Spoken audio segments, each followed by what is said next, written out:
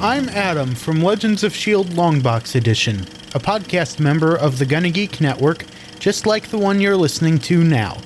The opinions expressed are those of each individual.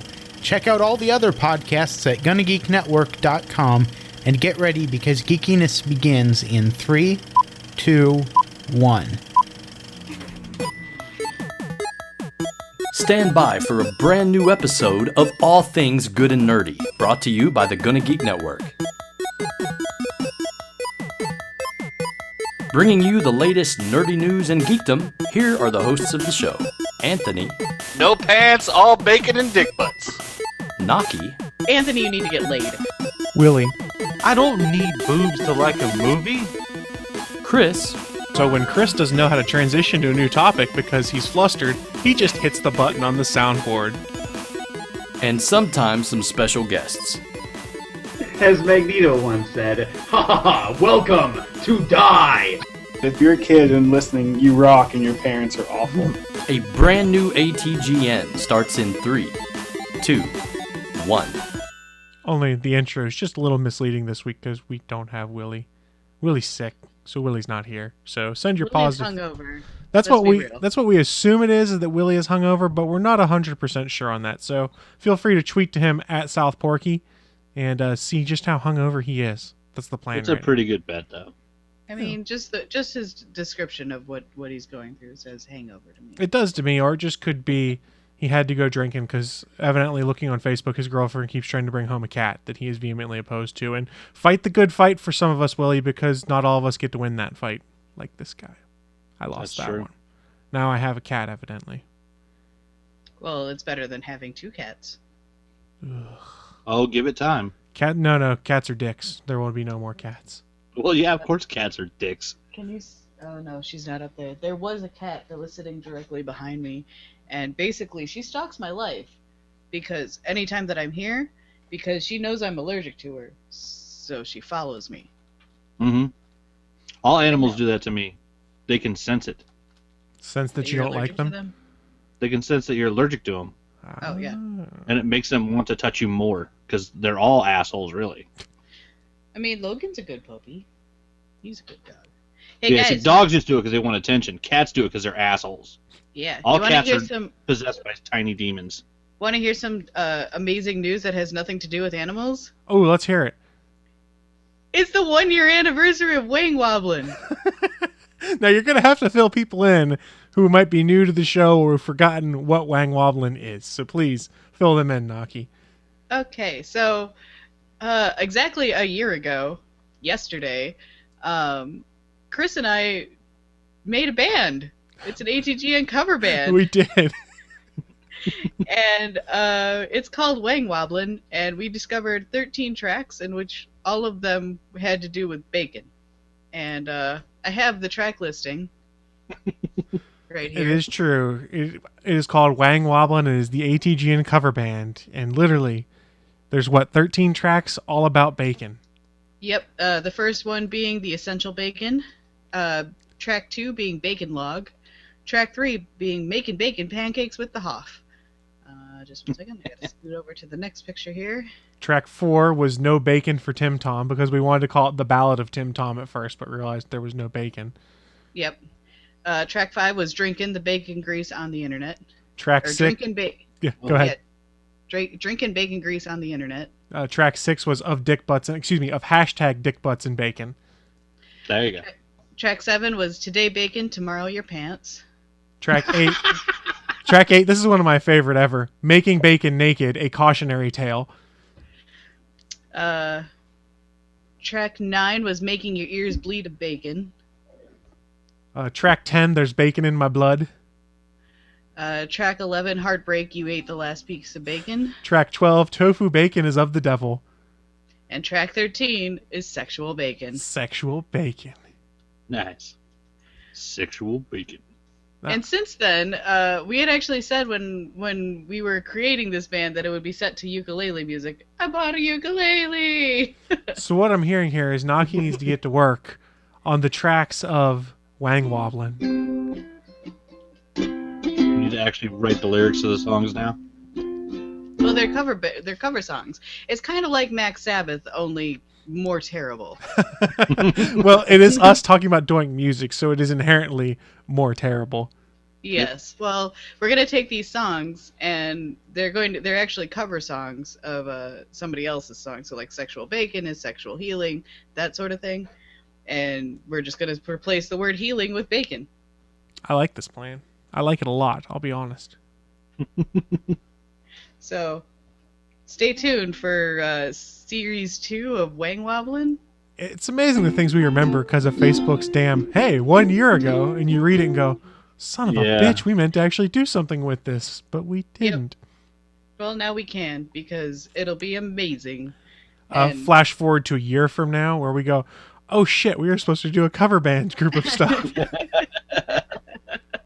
And Boyfriend can actually play this, whereas I can play 3 chords right now, and because I've only been playing for a little bit. But So what you're saying is we need to bring him in to do the music, and you can do the vocals. And so you got it. You can do the rap breakdowns. I can do. You want me to rap? Yes, you do the rap breakdowns. Pause and think about that for a second. Although I still remember all the words to "Forgot About Dre," but I think most people do because you can never forget about Dre. Did you forget about Dre? I did for a second, and I felt bad, and I promptly made myself not forget. But then I realized he's got a crap ton of money because he works for Apple now. That's true. The Boyfriend discovered a few weeks ago, actually it was a couple months ago at this point, that I remember all the words to Ba Wada Ba, and I can sing that like on a dime, and it's terrifying. I don't even remember what that is, I'll be honest. It's a Kid Rock song. Kid Ba Rock. Wada Ba, bang, da bang, diggy, diggy, Oh, diggy, yes. jump the boogie. And this is both the questions I don't No, have not that. answers. Fair use alert. Fair use alert. It's such a stupid song, and yet I still know all the words. I know all the words to a lot of songs that are really fucking stupid. We have a suggestion for another track. It would appear in the chat room, as Wesley has said, "Raining Pigs from the Deep Fried Skies." Ooh. Yes. That sounds good. It's also making me hungry. So what, we're going to pause the show and come back after we have bacon? I need bacon at this point, but Yeah. I have muffins instead, which is not bacon. No. You could make muffins with bacon in them. That's true. Yeah, But make bacon and put it in the muffins. these are muffins that we went to a place called Sweet Tomatoes yesterday. I don't know if you guys have them, but it's No. basically a healthy buffet. Like, it's a salad bar and soup, and like they use all organic stuff and whatever. Well, they also make muffins, and they make these very delicious coconut muffins, and we may or may not have lined a bag with plastic. And Nice. It sounds counterproductive, though. A healthy buffet? That's like an oxymoron. it's wonderful because we are trying to eat healthier, since I am not wanting to gain weight during this injury recovery, which I'm still running the marathon. Don't let anybody fool you. What? It's still happening. So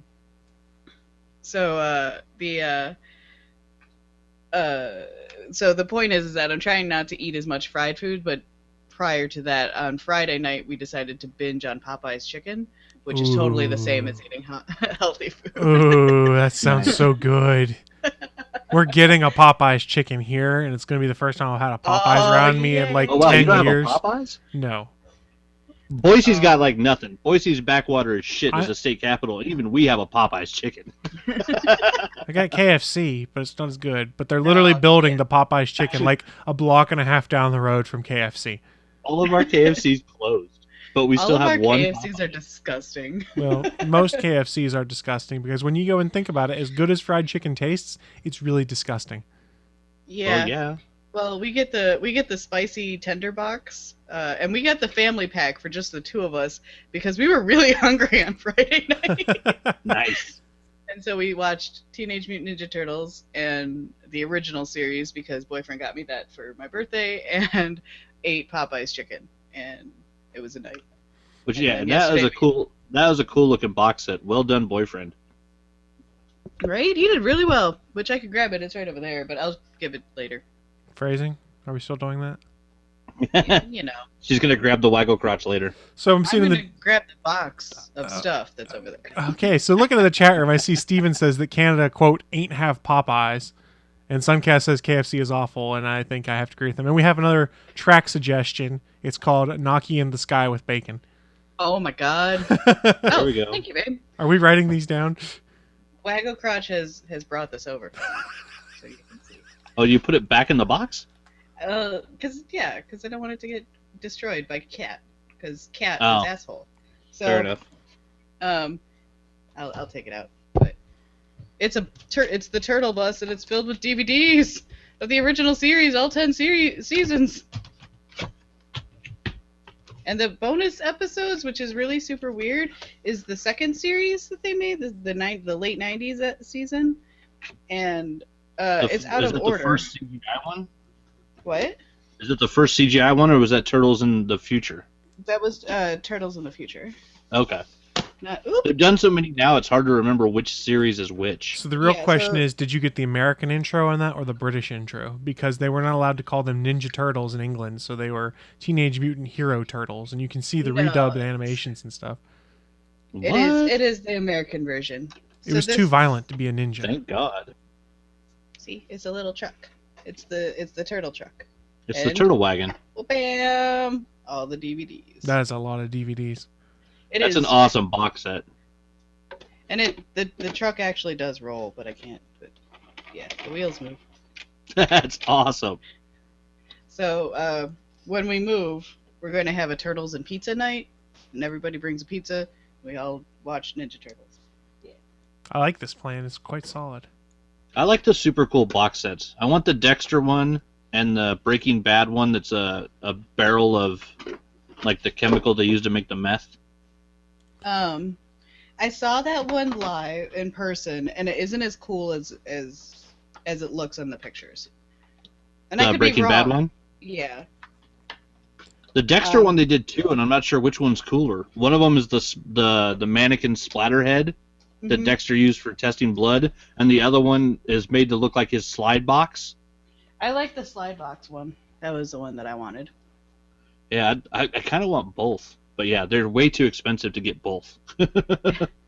Also, then you'd have 2 full series of Dexter. Yeah, Isn't it still on Netflix anyways? It's on Netflix and on Amazon. is it back on Netflix? Mhm. Because they took it off of Netflix for a while. Nope, it's back. Is it back? Mhm. Yeah. Other than that last episode, I do love that show. That whole last season was pretty meh. It Like, took they- a hard turn there at the end. They honestly could have ended it with the Edward James Olmos series season. They could have ended it there. That was That the one was with Colin seasons. Hanks, right? Yeah, Colin Hanks and Edward James Olmos was in it. Those two together on that season were fucking spectacular. God were damn, so- that was some good acting. They were so Colin creepy. Hanks was scary, Colin Hanks was really scary. which you don't expect. It's like it's one of Hanks's kids. The only thing Although- scary you expect is that the bad rap from the other older brother. the That's best scary. the best season still is the John Lithgow season. Mm. I've never seen the show, so I'll take you guys at your word for it. Oh yeah, dude. It's John Lithgow calling back to his Ricochet days. Yeah, he's Straight up creepy. insane. He was so good on that show. He was insanely good, and I wasn't expecting it because I knew him from like Footloose and Third Rock from the Sun, so I didn't really like know him as Crazy Dude. But holy shit, he pulled off Crazy Dude so really well. you hadn't grown up watching movies like I had with Ricochet and Raising Cain and stuff back when he did almost slasher films in the 80s. Nope, didn't know him. See, I'd seen all those, so I thought it was funny when he started doing Third Rock, and all of a sudden he's but doing Anthony, comedy. we were children in the 80s. We don't get Yeah, to watch yeah, a lot yeah. of slasher I was- films when you're 5 years old. I was You born in should've. 1985. Yeah. Jesus Christ. Fucking children. Are you wearing a Cookie Cat hat? No. Oh, okay. Spider-Man. I thought it was. It looked so. I only saw like the shadow of it, and it looks like you were wearing Cookie Cat, and I was like, Cookie Cat, he left his whole family behind. But I was like, wait. I don't even know what you're talking about. I don't I was either. gonna say Anthony It is- doesn't watch Steven Universe, so that It would is not make Funko sense. Pop Spider-Man. Okay. So, seeing as we're about 15 minutes in the show, I don't know, should we actually start doing some of our actual bits and talking about bacon soundtracks? I mean, I really, I Isn't that kind one of of our want to bits write. talking about bacon? True. I kind of want to write "Raining Pigs from the Deep Fried Skies" right now, but I don't. It's not a bad Like, idea. I'm trying to figure out. So the real question Grab a is right notebook. now: do we care enough right now to do a Pokemon Go update this week, or have we I didn't stopped play. playing? I didn't play. Not even gonna lie. All right, Not people. really. Here's your quick update. I played Pokemon Go for 20 minutes and then promptly forgot about it for the rest of the week. Naki didn't play it, and Willie isn't here to say whether he played. So, Anthony, did you play? I actually used an egg yesterday. I saved up 720 Pidgey candy and 60 Pidgeys and evolved fucking 60 of those bastards in half an hour to go up to halfway through level 23. And that's about all I've done. And that has been your Pokemon Go update, and it's probably the end of that bit because we seem to have stopped playing it so much. There needs to be something to make me want to play at this point. Like, Well, yeah, they need to quit putting in crappy patches. Supposedly the Patches location and- stuff works better now. I don't know. Like, there's no like events that are happening that make me want to be like, oh, I should go play on this day because on Saturday they're gonna drop us lucky eggs like exclusively at the Pokestops or whatever. Like, something to make me want to play, because right now I'm just kind of like, yeah, I really want to catch them all, but it drains my phone's battery and the location thing doesn't work really, so meh. It's a shame. So is it the beginning of the end for that, or is it just the beginning of the end because we're old and don't get it anymore? A Also, little bit of yes. both. Yeah. Well, I see in here, Suncast used an egg a couple of days ago to get 71,000 XP to get from level 23 to level 24. There you go. So Suncast is just a little bit ahead of me. I am still level 11 or 12. I cannot remember which. I'm level 16 or 17, something. And then I evolved, after I did all the Pidgeys and I was level 23, I evolved, I think, 16 or 17 EVs. Because that's how many fucking EVs we have around my work. Yeah. Because I had enough to evolve 16 or 17 of them after I got enough candy. I have a lot of Vaporeons right now. So Suncast lot. brings up a point that I thought was going to be a problem with this game. He goes, it's such a grind, though, and if you aren't getting enough new Pokemon, it's kind of meh. Yeah, Yeah. It's a thing is grinding that, like, game. Naki's right. That's why you need that thing, that spark of interest, so you don't feel like you're just grinding all the time. 'Cause it's just fucking Pidgeys and rats, and I don't care about them. Well, if you've If you got were- if you've got like a good community around you of folks that are willing to play in like groups and do stuff like that, that might help some. But if Yeah. you're just like it's you and a couple other people are just wandering around hunting Pokemon, it's a total grind fest. It is, and it's just like you capture the Pidgeys and the rats, and you automatically transfer them. You don't even put them in your box anymore. You just automatically transfer them because fuck it. Like, what's the point? There's no point. And they're not any good in the gyms. You still have to catch the rare Pokemon, so use them in the gyms. So we're just gonna have to wait and see what it is they put out next as their enhancement for Pokemon Go. That hook to kind of keep people in there. Yeah, they Niantic better needs do to stop something. being assholes. So what they need to stop doing. Well, what do you That mean in too. this case by stop being assholes? Well, I guess they're perma-bamming people. Yes, people from who are using it. cheating, though, is my understanding, who are doing like GPS spoofs and things like that to put themselves in places where they are not. Like I thought that they were doing it because of the Pokemon, what is it, Emerald, Uranium, where there are people who are developing like basically the same game, but it's a better version of it. I had heard bits and pieces about that, but I don't know how linked it is to Pokemon Go. I don't know much about it, in all honesty, because I didn't read anything on it. I read the headlines. I haven't actually gone in and read the articles, but it seems like that they're banning people for developing a game, and I'm like, that's kind of shitty. Now, see, the Yeah. bans I heard about were people that were like already level 30 who have done a ton of grinding and just have a lot of really high CP Pokemon, and they were going around and taking gyms, and then like the 4 or 5 people that were in the gym that got kicked out would write a complaint about that player, and the players were getting banned for 2 weeks with nothing, just because people complained about them and filed basically grievances, and Niantic was banning them, even though they hadn't cheated, they just happened to have higher level Pokemon. Which is the point. Yeah, and so literally just if enough people were complaining about your account was getting banned, and so there were certain people in certain cities that had stopped attacking gyms because they knew if they took a gym that the 5 or 6 players in that gym would just file complaints against them, and then they'd lose their account for 2 weeks. And I know for a fact, like, if I got banned on this game, I would never go back. I'd be done with it. Well, you can't go back unless you make a new account and. Well, it was like a 2-week ban apparently. Oh, okay. I thought they were permanent banning. So yeah, they weren't permanent banning people for that, but they were saying like, oh, we think you might be cheating, and so they were basically blocking people's accounts for like 2 weeks, and then letting them come back. So it's like, yeah, if I got blocked, I would be done. I look in the chat right now and I see a comment from Steven. He goes, I remember a time Naki read a headline for ATGN from The Onion. Good times. Yep. Go Team Awesome, but guess what? I'm not the only one who's done it, so there's that. There yeah, is but that. you did do the best one. I firmly believed it, and no one corrected me. That's because I had to furiously Google to make sure you weren't actually right, because I was like, no this one can't be. corrected me for like months. It was months.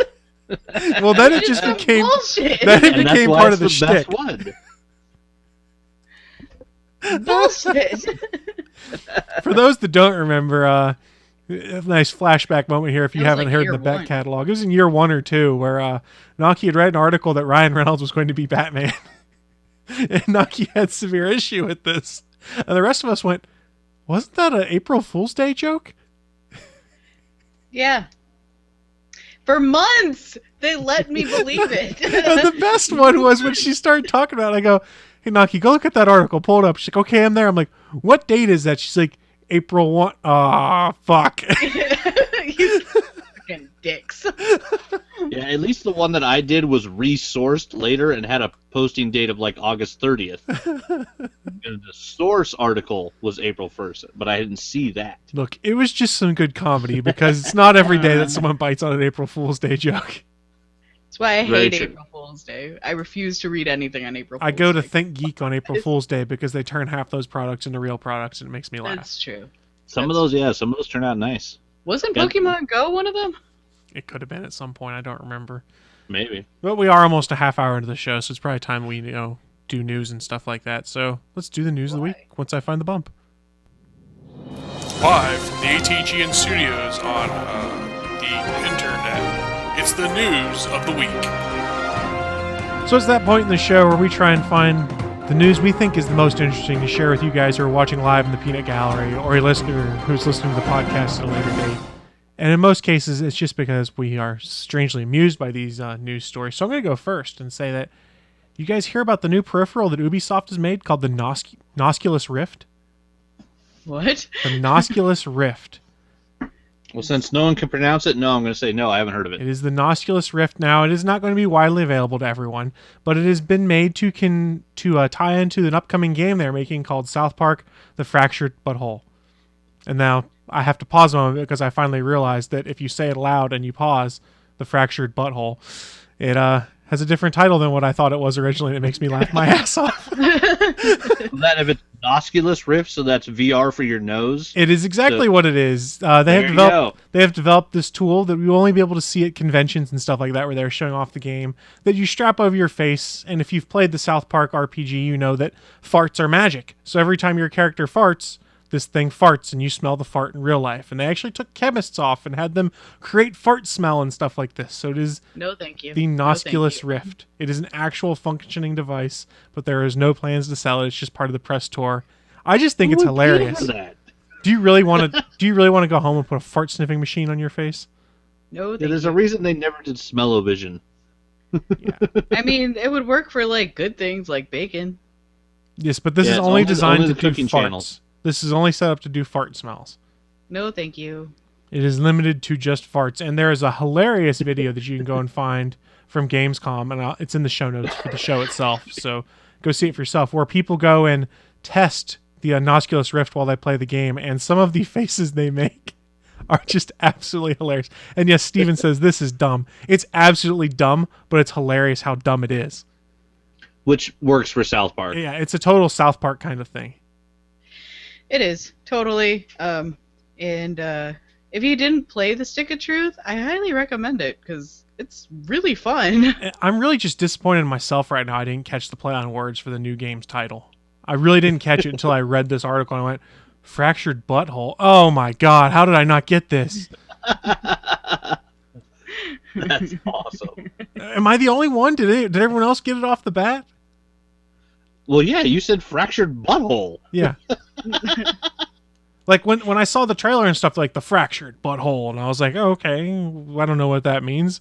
And then I thought about it, and I was like, okay, it's just some weird play on words. And then I read this article, I'm like, son of a bitch. And it all worked, and I don't know why. It's okay. It took me forever to figure out things sometimes. I don't know one off the top of my head. Yeah, but I'm sure. At least Ryan probably Reynolds like isn't Ryan Batman, Reynolds is right? Batman. Yeah. Yeah. There we go. Like Ryan Reynolds being Batman. It took me forever to figure that out, and that's because you all are assholes and didn't tell me I was reading from an April 1st article.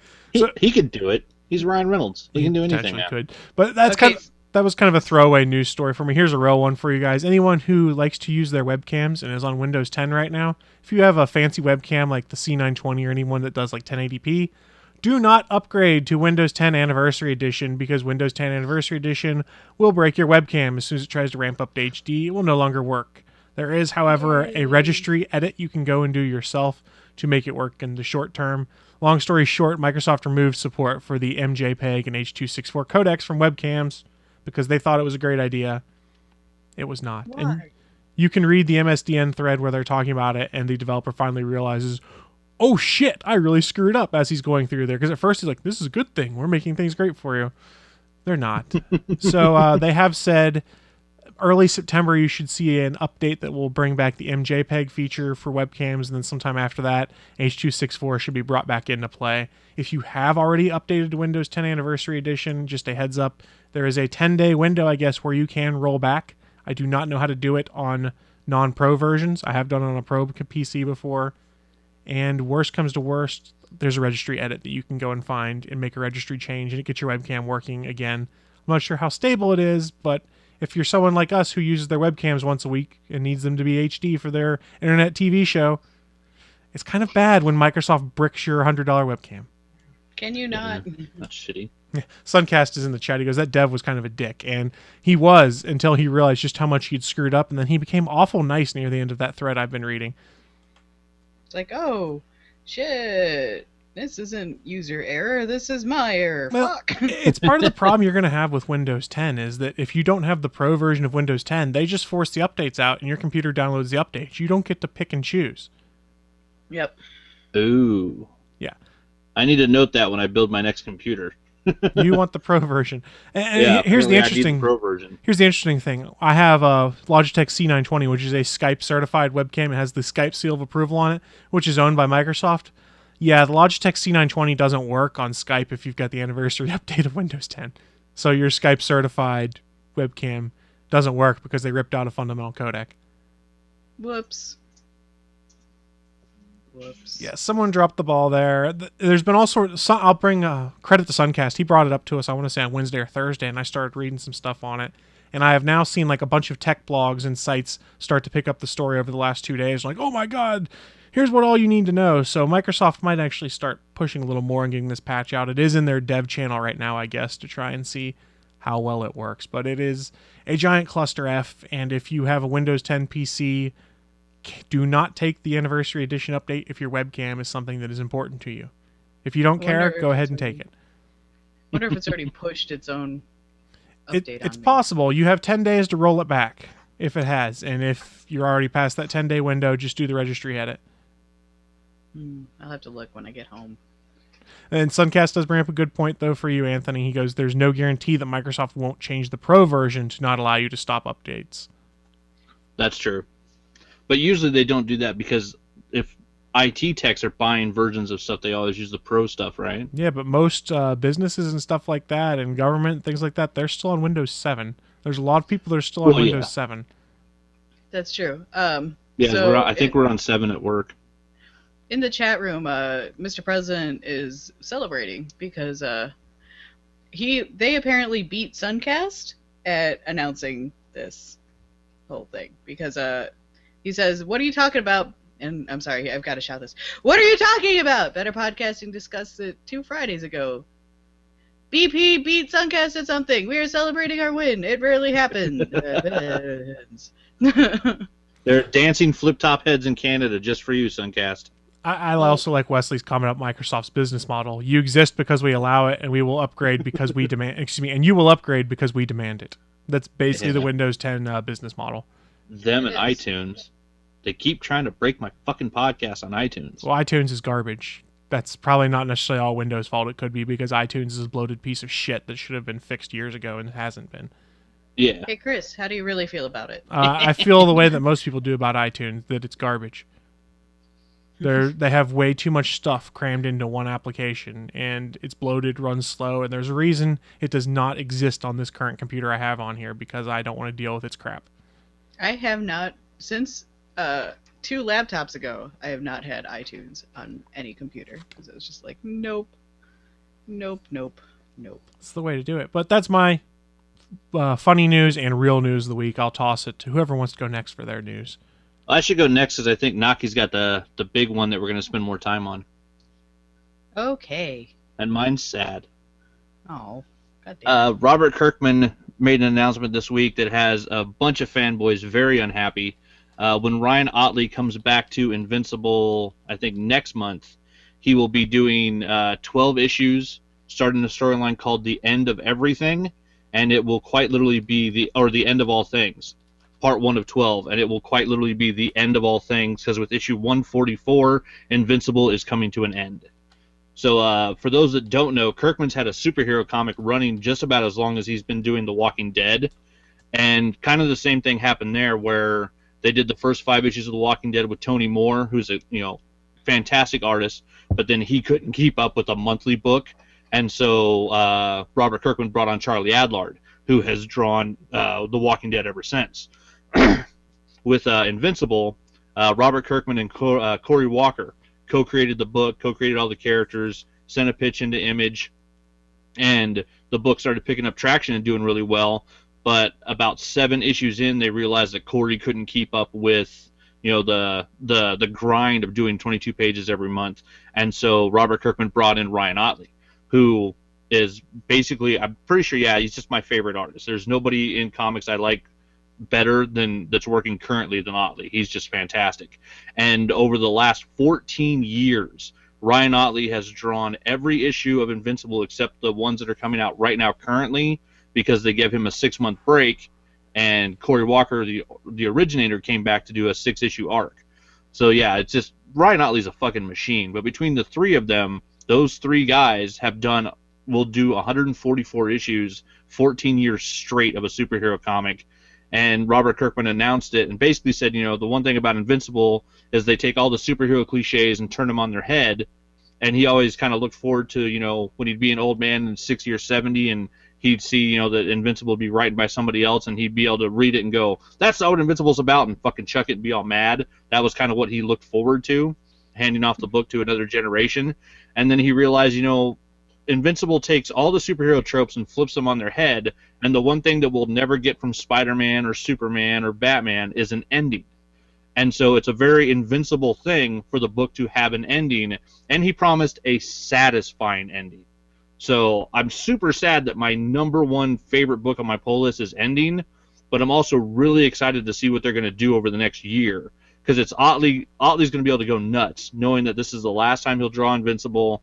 He'll probably take a break from superheroes for a while. No telling what he's going to do next. But yeah, knowing that he's got 1 year left on the book, and Kirkman's going to be cranking out crazy ass scripts, I'm super excited to see what they do. And the one upside will be that once Invincible 144 comes out, I can go back. I still need to buy, I think it's issues 1 through 9, and then it'll be another gigantic run where I own every issue of a series. So that'll be good. That's actually kind of cool that they're actually giving you an ending with a solid ending. Go out on top too before it'll be turns. a superhero book with an actual ending. Because that's usually my biggest gripe with doing, reading the big 2, is that nobody actually dies, nobody actually ends. It's just well, the way it's been put to me is that all superhero stories are second act. You have the origin story, which is act 1. And then every book they put out every month is Act 2, because you can't have Act 3 where it ends, because then you're not selling the book anymore. And so that's why, Marvel and DC, there's no Act 3. There's no ending. Well, they could end it and create new superheroes, but that's asking a lot. Yeah. Which, and occasionally they've done that. But, it's something where it's not really in the business model for publishing comics. And so, yeah, like Kirkman said, which I hate it because when I listened to the interview with him, I completely agree, and it makes utter and complete sense that the most invincible thing to do would be to write a satisfying ending to a superhero comic, because you don't see those very fucking often. They are few and far between. And yeah, I mean, it's going to be a hell of a collection when you put together 144 issues over 14 years. Like, that's a hell of a long story. And it's been actually start reading it then. It's been a fucking fantastic story so far. Isn't it on Comixology's Unlimited all-you-can-eat buffet, like the first 8 or 9 trades or something like that? It might be. I don't know because I haven't tried their subscription thing yet. But even if it's not, like, there's nobody I know that's went and picked up the first trade has been unhappy with it. So it's a damn good book. And the best thing too is there was a huge kind of, people really noticed when Tony Moore left The Walking Dead and Charlie Adlard came on, because it was very different art styles. And so it was kind of a train wreck issue when they flipped between the two of them. Ryan Ottley, one of the most impressive things he's done, excuse me, when he took over with issue 8, he drew issue 8 and made his art style mimic Cory Walker's. And then over the next 3 issues, he transitioned it art-wise from Cory Walker's style to his own. So most people can't actually tell what issue Ryan Ottley started working on the book, because he's that good of a mimic. It was fucking creepy. It's actually really interesting. That's pretty cool. Yeah, it's something. Yeah, I've never seen anybody else do that in a book when they took over from another artist. Was he mimicked the way that Cory Walker drew the characters, and then he slowly faded it into his style over the course of like 3 or 4 issues. But yeah, when you read it in the trade, like the big oversized trade, you can really see it, and it's a really cool thing to see the slight variations that he put in each issue as it turned more and more into his style. I'll have to put that on my list of stuff to go and check out at some point. It might go into the Comixology stuff. Yeah, if it's on their subscription thing, I will guarantee you that getting the subscription for 1 month and reading, if it's the first 7 or 8 trades, that will be worth your price of entry alone, if you get to read the first couple of trades of Invincible. William in the chat room says, I think a lot of comics could learn something from the business model of Adult Swim, which is an interesting thing. I mean, Adult Swim is kind of weird when it comes to their business model. Invincible is in the Unlimited program. I don't know how many volumes of it are, but I look at the panel they used to introduce it, and I see Invincible on there, Walking Dead, Hellboy, Buffy, Star Trek, Red Sonja, Saga. So there's all sorts of stuff in the Comixology Unlimited. That's some good stuff. I'm gonna toss it out for you. If you haven't read Saga yet, do it. Yeah. There's that. That Saga also alone would be worth the price of entry to Comixology if you get to read the first trade of Saga. Yeah, I think so too. But Saga is an amazing series. So I don't disagree with you. Naki, what do you got for us today? My news of the week starts off with something very interesting. Zendaya was cast as Mary Jane Watson. Yay! I'm super excited because I think she's adorable.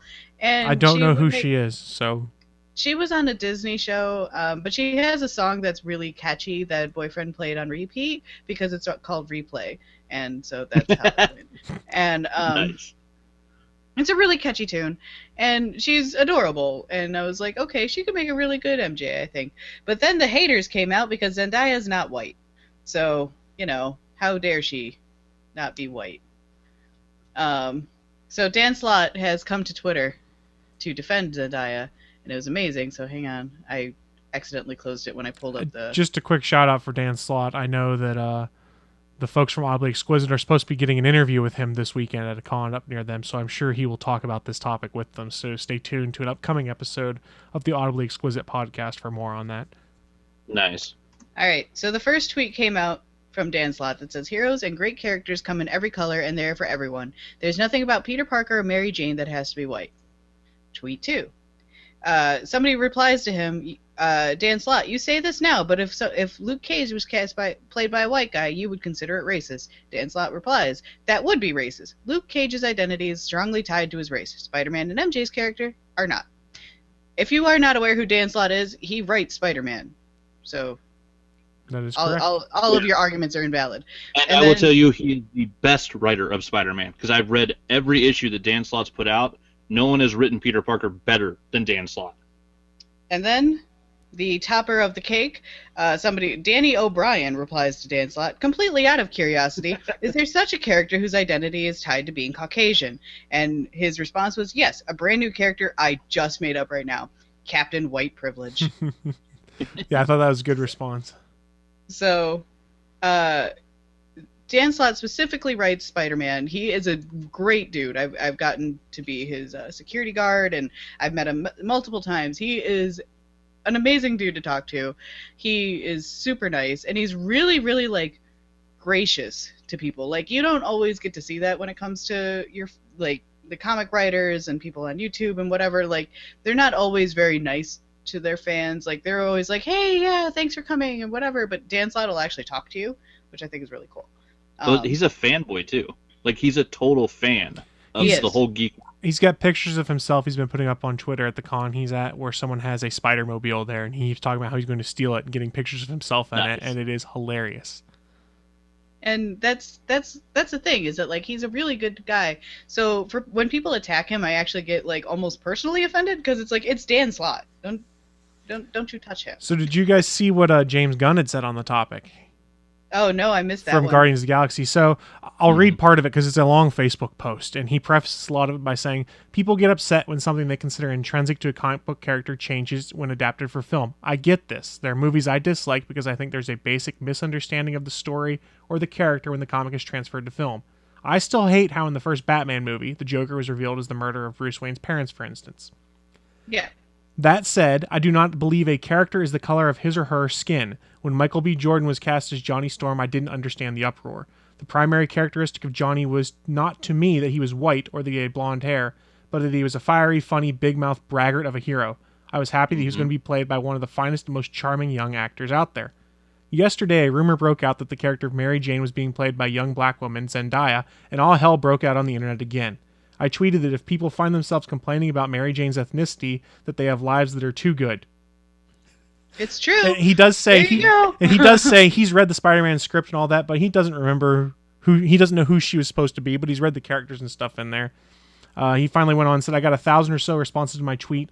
Most of them are positive. Some folks disagreed. They thought the character should look like what she looks in the comics, but they were thoughtful. And a handful were flat out racist. Yeah. I mean, there's that. Let's see. Well, and one of the things is too, like Dan Slott, because like Naki talked about, people attack him on Twitter all the time, and most of the time he will respond. Like, he's really good at responding and trying to have like an actual conversation with people on Twitter. When the whole thing came up about the Miles Morales Spider-Man thing, I actually went on Twitter and tweeted to him about the whole race of Peter Parker, and really argued with him that Peter Parker needed to be a white character because he never had to deal with racism. And so I said that was intrinsic to the character, and went back and forth with Dan Slott for like a good 2 hours. And it was awesome because he like fully convinced me that there's nothing about Peter Parker's race that makes him an important character or makes him Spider-Man. So it was awesome because Dan Slott does completely respond to people who aren't just, I mean, he responds to people that are attacking, but if you're willing to have a conversation with him on Twitter, he would literally talk to you about this stuff. And he's a fantastic writer. So, interesting comments come up in the chat room. William said, people are butthurt from the irrelevance of their age and familiarity, which includes race, but not limited to it. It boils down to, quote, these aren't made for me anymore. I think that's a lot of the response you're getting from people. And follow-up, he says, I think Black Woman Iron Man is kind of dumb, but like a black woman playing She-Hulk, would be choice. Didn't even realize New MJ was black, just thought she was ethnic. Well, yeah, I think it's not that she's full African American. I think like one of her parents is African American. I don't know. So she's mixed, I believe. So here's where the trade-off is for me. For movies and stuff like that, where this is the first time these characters are going to appear, mix it up, I kind of don't like going in there and be like, just for diversity's sake, we're going to shake things up in the Marvel U. You've got Tony Stark as established as Iron Man forever. You can't obviously go and change him to be someone else completely. Changing it up to be someone else is great in the short term, but we all know that's all it's going to be is short term, because the next Marvel movie that comes out, Tony Stark's going to be back as Iron Man again. Yeah, just like the Spider-Man is Doc Ock thing. Plus, Chris, can you pull up the picture of Zendaya as Mary Jane? If you Google Zendaya Mary Jane, they have the picture with her in a red wig. We'll see what I can find. She actually did have red hair for a while there. Or dyed her hair red, yeah, whichever it is. Yeah, if you show that picture, like, freaking Tom Holland hit the jackpot.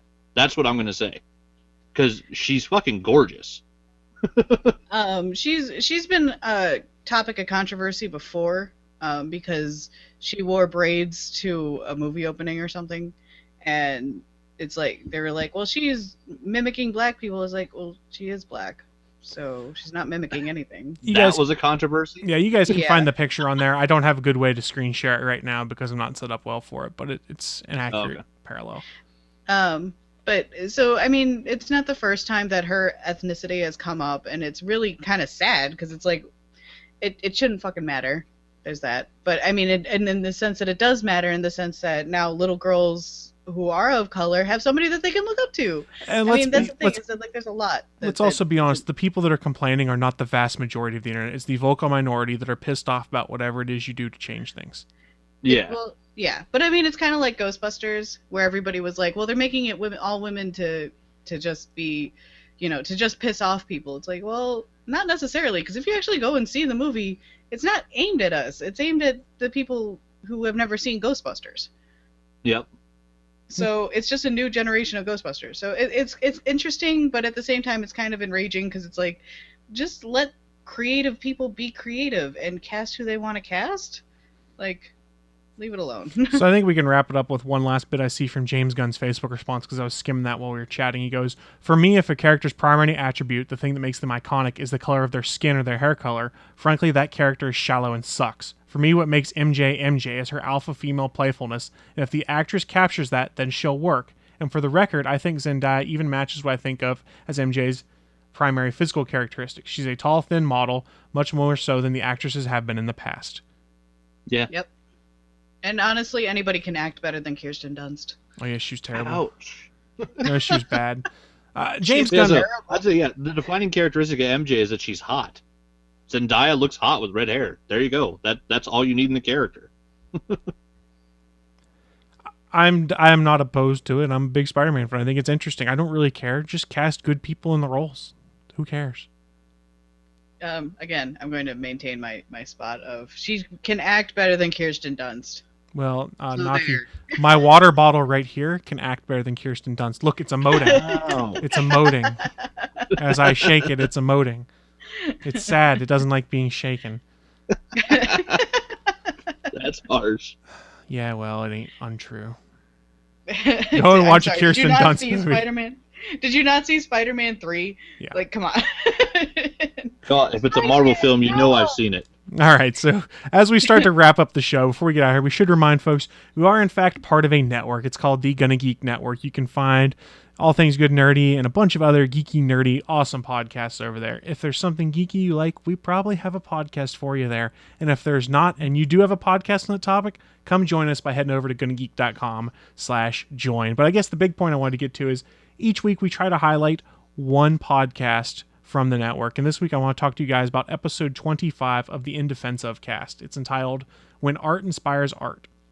Joined by cartoonist, writer, and illustrator Andy Rutten of Alley fame and geek chic clothing designer Jordan Ellis, we discuss the concept of fan-inspired artistry and the delightfully common ground between those creators and the like-minded fans who appreciate their work. So go check that out over at GonnaGeekNetwork.com.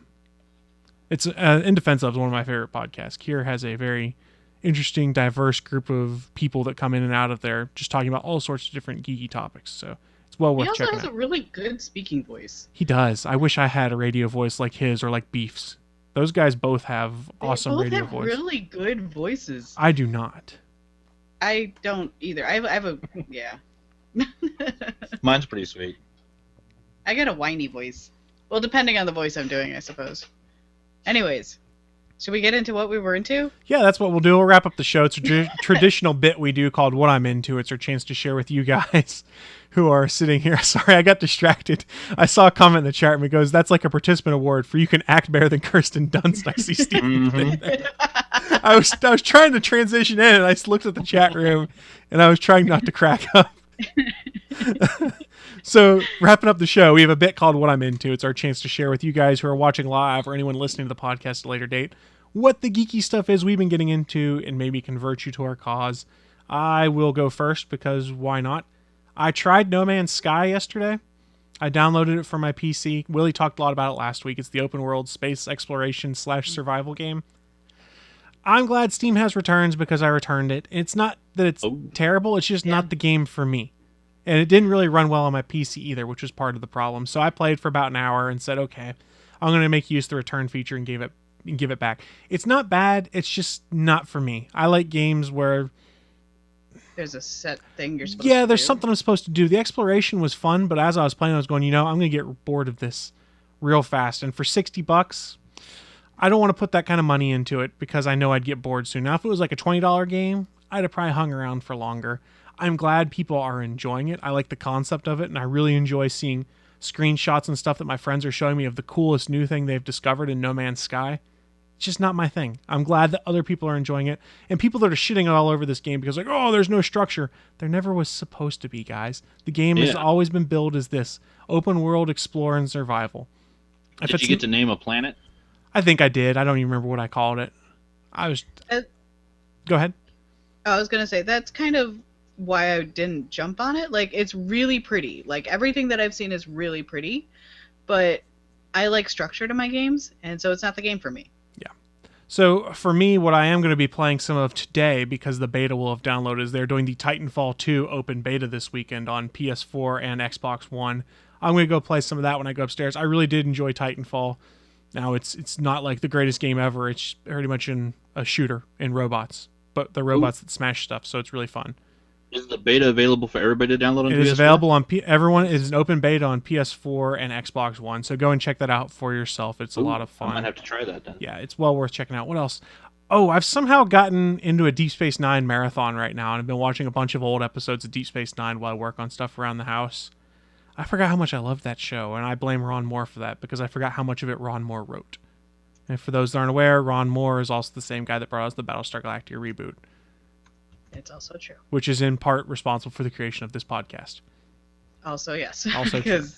Because Chris and I would not have met if I hadn't decided to watch Battlestar Galactica. That is correct. But that's pretty much It's so weird how that stuff works. I know, isn't it? It really is.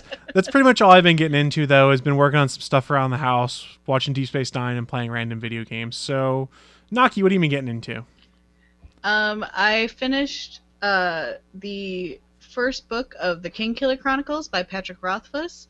I've just finished The Name of the Wind, so now I'm taking a break from that and going back to Game of Thrones. So now I'm in the fourth book. I believe it's A Feast for Crows. I've also been watching Teenage Mutant Ninja Turtles because somebody got me that for my birthday because they're amazing. And we've been on a Parks and Rec kick, just because that show's hilarious. And once you get past like the first season where it's kind of too much like The Office and didn't really know what it wanted to go with, and then after that it really takes off on its own. And so we've been watching a lot of the Parks and Recreation right now.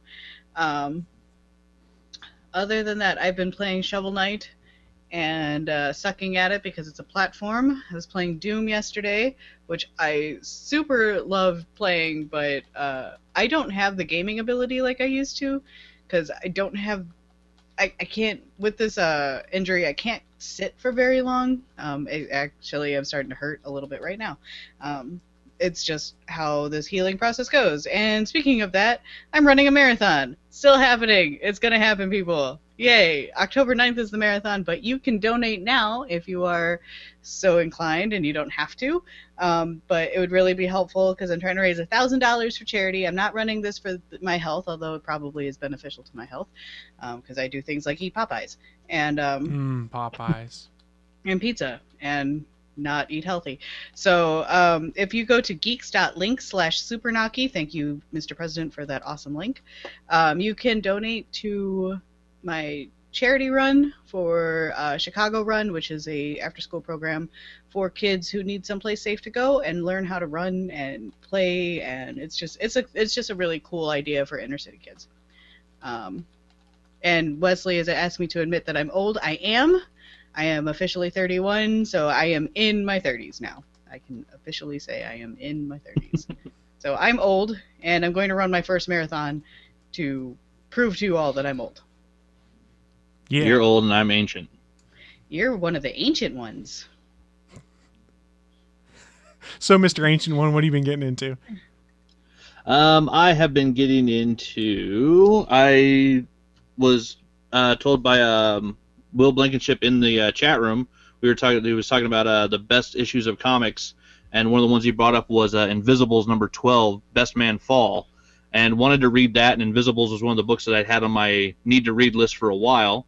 So I've got Prime temporarily right now, so I went ahead and ordered the first 3 Invisibles hardcovers by Grant Morrison. So I'm reading through this. I'm about halfway through the first book. As I had to get myself in the right mindset to delve into a whole bunch of Grant Morrison, because man, you got to be prepared for this man's craziness. It's epic storytelling, but it takes concentration. Like, you can't read his comic while you're doing something else. Like, you got to be paying attention. But yeah, I got the first 3 and then realized that it's 4 hardcovers for all of them. So I have another shipment coming in from Amazon with the 4th. So I will have the entire Invisibles series to read. And then knowing that it's Grant Morrison, as soon as I'm done, I'll probably have to go back and start and reread it from the beginning again to have a better idea of what it is I actually just read. Because I find that Morrison, I have to read at least 2 or 3 times before I figure out what the fuck it is that he's trying to tell me. I was gonna say Morrison's good for the fuck did I just read? Yeah, he's great at that. He's such a good writer. But yeah, it's time consuming and tough, but it's good stuff. And then I got a very sweet package in from the previously talked about Mr. Ryan Otley, his new sketchbook, Violence and Pigtails. And this one is beefy. Like, it's thicker than that first volume of the Invisibles. Like, it's a big-ass sketchbook. And just open up some random pages here. It's got some crazy artwork in it. Lots of preliminary stuff from Invincible. Like, the black line art from some of the trade covers. Some of the sketches he's done at cons. Just, some beautiful work. And then that book... He always adds in bonus stuff whenever you order stuff from his store. So I got an Invincible number 123 signed by the Ryan Otley. So that's nice to have another one of his books signed. And then he put 2 prints in with this one. So you got Spider-Man taking Venom to the vet. And then the one that I was really stoked about because he put it up on his Twitter, and I said he needed to color it and sell it as a print. And he turned around and colored it and put it up as a print and then added it for free to everybody who ordered his sketchbook. And it's his fan art from Stranger Things of Eleven fighting the monster in the Down Under. And it's fucking gorgeous. And it's nice, thick, glossy paper. Like, that one's going up on the wall in the new place. And then, speaking of which, passed the inspection, waiting for the VA appraisal. But other than that, should be closing on my condo within the next 3 weeks. So it's set to close on the 15th. If I'm lucky, it might actually even be earlier, a week or 2, depending on when the VA does their appraisal. The sellers agreed to fix the few things I needed fixed. Actually have working smoke detectors, which is kind of a big thing. It's always good pass to the have. VA's. Yeah, pass the VA's safety check. And yeah, once all that goes through, sign a whole bunch of paperwork. I'll probably have to take a day off of work just to go do that, and then I'll start moving. So at some point, I might disappear from here for a week or 2, hopefully no more than that. I might just, come back to my buddy's house where I'm staying now and just use the Chromebook if I need to a time or 2. And then also, from the fun hat you can see I'm wearing, little Funko Spider-Man, I got my first box from the Marvel Collector Corps. Because when I saw this one, I had to get it. So I got the Spider-Man box. It showed up.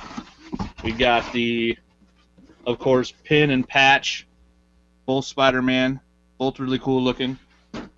And then they've added in. I like that they're doing the cards now. So this one's got showing that Doctor Strange apparently is the next box. So good. I can skip the next box. Preliminary for Doctor Strange, and then they got the little card that shows you all the stuff that's in the box that you just got. What was the pop figure this time? Spider-Man, of course. This box is all Spider-Man. I'll show you. Which. That's the one I care about. We got Amazing Spider-Man 16 with a variant pop cover, which I love the little comics that they put in these because they all have the pop covers on them. And then we got the hat, and then by first fabrication, so they did a nice big size fabrication Spider-Man, which really cool looking box. Yeah, I'm not much for stuffed animals, but this one's really wicked looking. And then this one is Marvel Pop number 160, and it's Spider-Man jumping and doing the thwip. So he's jumping in the air. It's a little easier to see on the side. Oh, nice. He's jumping That's in the cool. air and got the Spider-Man hand motion going. So yeah, that was the cool pop this time. Which yeah, I guess a bunch of people were complaining because some of the collectors they really want 2 pops in every box. They don't want hats. They want T-shirts. And so I've seen a bunch of people complaining, but it's one of those things. It's like it's random what you get in these. Like you don't get to choose. And I like the coffee cups, and I would never go and buy the Spider-Man fabrication, but I'm not mad that I got it. Like it's really cool looking. And I went back and bought the Guardians of the Galaxy one because they did a scarf. Like instead of a T-shirt that month, there's a Guardians of the Galaxy scarf. I'm excited to be able to wear that this winter. So I think some of the other items that they get other than just a standard T-shirt every month is cool. Just because I already have like 200 T-shirts. I don't really need that many more.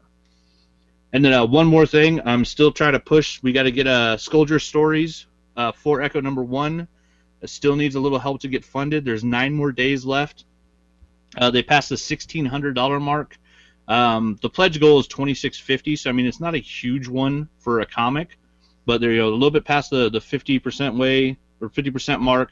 9 days to go, so a little over a week. So thanks everybody that's gone and checked it out.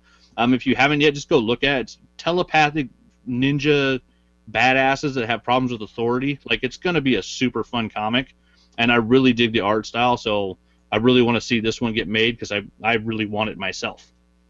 And yeah, it's over the halfway point, heading downhill, almost to the end. So just needs a little bit of help if you can. Go share it on your social media, get it in front of people's eyes, see if they want to back it. And that's about it. Cool. Well, that is going to wrap things up. You've heard all the geeky stuff we're getting into. Hopefully we've kind of intrigued you to go and check out some more of that stuff. As we wrap things up, I did want to remind folks you can find us over at atgnpodcast.com when our redirect is working correctly. It is broken today, and I'm investigating that after the show. Please feel free to reach out to us on the Twitters, the Facebooks. All of that contact information is in the show notes and will also be in the episode descriptions. We live stream every Sunday at 11 a.m. Eastern over on Geeks.live and Channel 3 of Alpha Geek Radio.